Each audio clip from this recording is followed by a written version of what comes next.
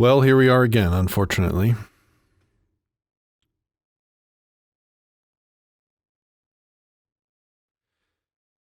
A gunman opened fire inside a Texas church about a half an hour from where I live. This will be the third time I've made a video following a shooting in Texas. The first time it was the church shooting where a whole lot of people were killed, and two heroes didn't wait for police, handled business, and took care of the evil man. The second time was in El Paso when I made a video. And at this point, I find myself just saying the same things, so I'm not going to keep making videos every time this happens. I can't do that. I said some pretty important stuff in those videos, and almost everything I said both of those times applies again here today. Bad guys, evil men, heroes. I'm not going to keep doing this. But there is a theme that I'm seeing developing very quickly around this story, and it's one where people use this situation where 5 people inside this church, 5 heroes that had the wherewithal and the responsibility to keep the tools of self-defense on their person at all times, even when going to church. And it was those 5 people that were armed that drew down on this guy. And you can see in the video, if you choose to watch it, from the time the evil man fired his first shot till the time they put him down was less than 3 seconds. Imagine that. Imagine being in a room and the moment this evil begins happening, less than 3 seconds. And these heroes stood up, drew, and acted and took care of the threat.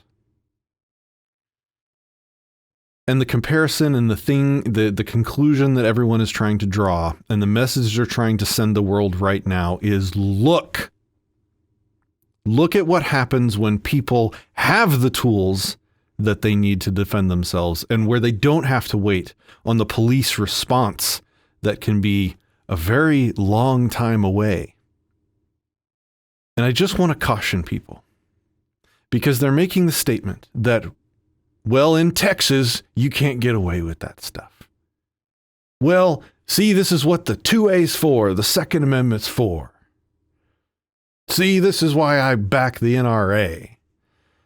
Those things weren't what made the difference between here and what happened in New Zealand.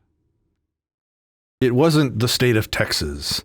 It wasn't the gun laws in Texas and the 2A, the Second Amendment of the United States of America, that made the difference. You have the right to carry the tools of self-defense, no matter what laws are on the books, no matter where you live. No government has the rightful authority to remove that from you. And because of that truth, none of those things existing were what saved the day here. Whether or not the Second Amendment existed, and whether or not it happened in the state of Texas, or in New Zealand, or in North Korea, those people still had the inherent right to own and carry the tools of self-defense, to keep themselves alive when evil comes to their door.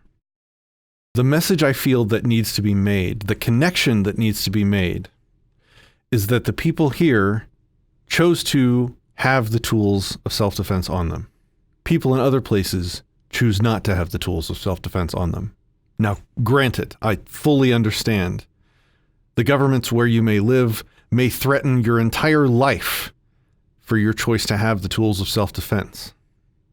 But the lesson that we can teach is that the freedoms that you are allowed to keep are the freedoms that you are willing to stake your life on. And the people in that church 30 minutes from here made the right choice. Whether or not the laws allowed them to, whether or not the politicians respected their rights, they did what they had to do. They got the tools of self-defense. They kept the tools on them, and they protected their own when it needed to be done. And quite successfully. I mean, I'm sure we're going to see all kinds of details about the story develop over the next couple days.